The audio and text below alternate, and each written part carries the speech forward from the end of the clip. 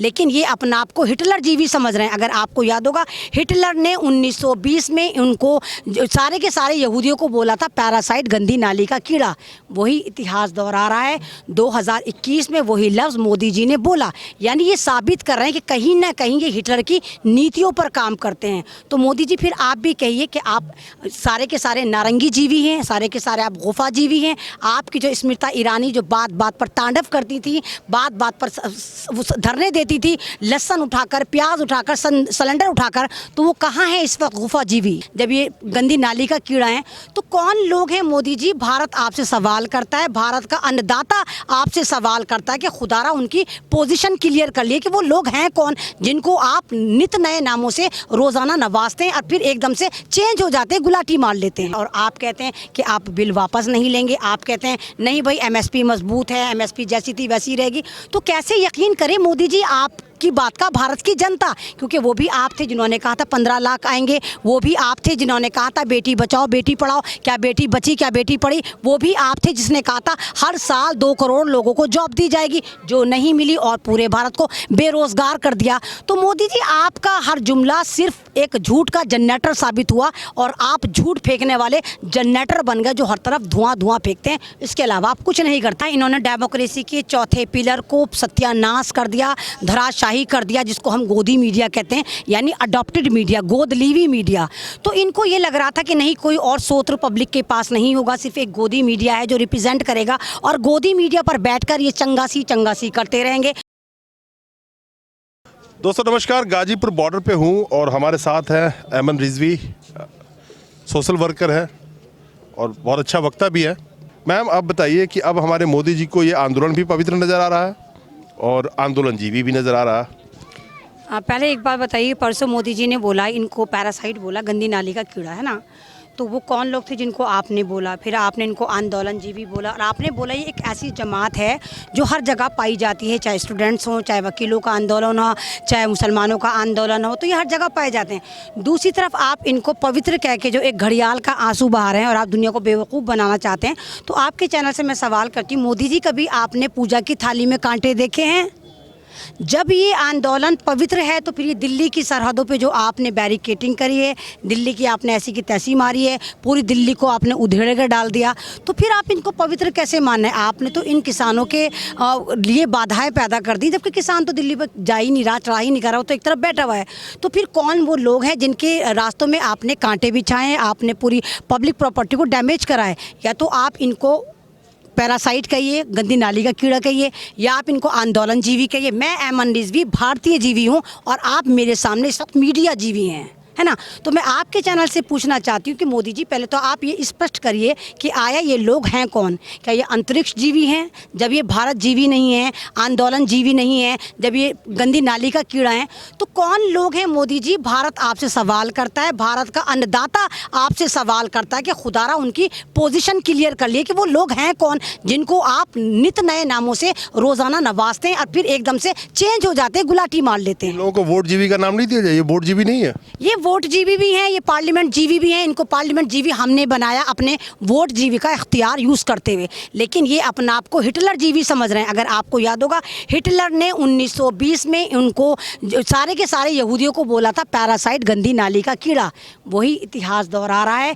2021 में वही लफ्ज़ मोदी जी ने बोला। यानी ये साबित कर रहे हैं कि कहीं ना कहीं ये हिटलर की नीतियों पर काम करते हैं। तो मोदी जी फिर आप भी कहिए कि आप सारे के सारे नारंगी जीवी हैं, सारे के सारे आप गुफा जीवी हैं। आपकी जो स्मृति ईरानी जो बात बात पर तांडव करती थी, बात बात पर धरने देती थी, लहसुन उठाकर, प्याज उठाकर, सिलेंडर उठाकर, तो वो कहाँ है इस वक्त गुफा जीवी? स्टीवन एक राइटर हैं जो यूएस के राइटर हैं, उन्होंने लिखा था 2018 में कि हाउ डेमोक्रेसी डाइज, किसी भी देश का लोकतंत्र कैसे मौत की तरफ चला जाता है। उसमें बहुत सारी बातों का जिक्र है। उसमें ये भी जिक्र है कि किस तरह से आपके ख़िलाफ़ जो आवाज़ उठाए, चाहे अपोजिशन ही क्यों ना हो, उसको विदेशी ताकत घोषित कर दो, उसको विदेशी बता दो, उसके जो सिविल लिबर्टीज़ हैं उसका आप खात्मा कर दो, इन सब चीज़ों को, मीडिया को काबू कर लो। उन्होंने लिखा कि अगर इस तरह के वाकयात आपके देश में हो रहे हैं तो आपका लोकतंत्र मौत की तरफ जा रहा है। क्या लगता नहीं है कि इस लोकतंत्र में, जहाँ पे ये जो खुद कहते हैं आंदोलन जीवी परजीवी जो भी बोले आज की डेट में, ये लोग भी तो खुद आंदोलन जीवी ही थे 2014 से पहले। अन्ना आंदोलन में कौन बैठे थे, कौन था उसके पीछे, सब जानते हैं इस चीज़ को। जब अन्ना हजारे बैठे थे तो यही मोदी जी जो गुजरात के सीएम थे, या इनको कहिए गुजरात जीवी थे, और इन्होंने आके रामलीला ग्राउंड में तांडव मचाया था। तो मोदी जी जो आप काम करें तो वो अच्छा होता है, जब ये काम करें तो ये पाप हो जाता है। तो वाकई आप बिल्कुल सही कह रहे हैं, इस वक्त डेमोक्रेसी की मौत होने लगी है, बल्कि ये मौत लगातार सन 2014 से रोज़ाना करी जा रही है।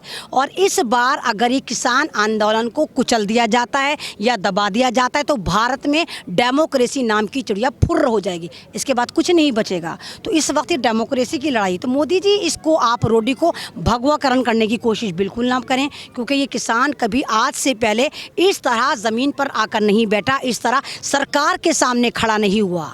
यानी कुछ तो हमला करा होगा आपने, कुछ तो अटैक करा होगा, कुछ तो डाका डाला होगा आपने रोटी के ऊपर, आपने डाका डाला इनकी ज़मीनों के ऊपर, और आप कहते हैं कि आप बिल वापस नहीं लेंगे। आप कहते हैं नहीं भाई एमएसपी मजबूत है, एमएसपी जैसी थी वैसी रहेगी। तो कैसे यकीन करे मोदी जी आप की बात का भारत की जनता, क्योंकि वो भी आप थे जिन्होंने कहा था 15 लाख आएंगे, वो भी आप थे जिन्होंने कहा था बेटी बचाओ बेटी पढ़ाओ, क्या बेटी बची क्या बेटी पढ़ी, वो भी आप थे जिसने कहा था हर साल 2 करोड़ लोगों को जॉब दी जाएगी, जो नहीं मिली और पूरे भारत को बेरोजगार कर दिया। तो मोदी जी आपका हर जुमला सिर्फ एक झूठ का जनरेटर साबित हुआ, और आप झूठ फेंकने वाले जनरेटर बन गए जो हर तरफ धुआं धुआं फेंकते हैं। इसके अलावा आप कुछ नहीं करते, आप पूरे के पूरा जुमला जीवी बन चुके हैं भारत की जनता के लिए।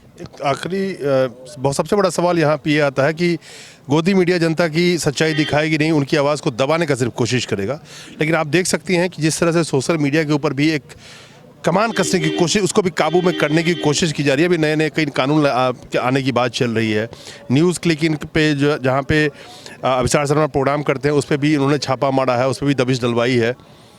ये सोशल मीडिया से भी इनको डर लग गया, वहाँ भी जनता सच्चाई ना देखे।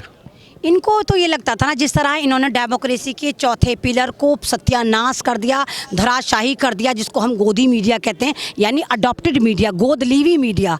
तो इनको ये लग रहा था कि नहीं कोई और स्रोत पब्लिक के पास नहीं होगा, सिर्फ एक गोदी मीडिया है जो रिप्रेजेंट करेगा, और गोदी मीडिया पर बैठकर ये चंगासी करते रहेंगे। वो तो आप जैसे मीडिया जीवी हैं जिन्होंने दिखाया कि भारत में सन 2014 के बाद कुछ भी चंगासी नहीं है, इस वक्त यहाँ पर दंगासी है। तो आपके ऊपर लगामें कसने के लिए नए नए फार्मूले लेकर आते हैं, एंटीबायोटिक लेकर आते हैं, और तो और इन्होंने जलालत की इतनी हद कर दी, ट्विटर से कह दिया कि भाई ट्विटर बैन कर दो। हमारे इन्होंने एक लिस्ट भेजी 1178 के करीब कि इनके अकाउंट हैक कर दो।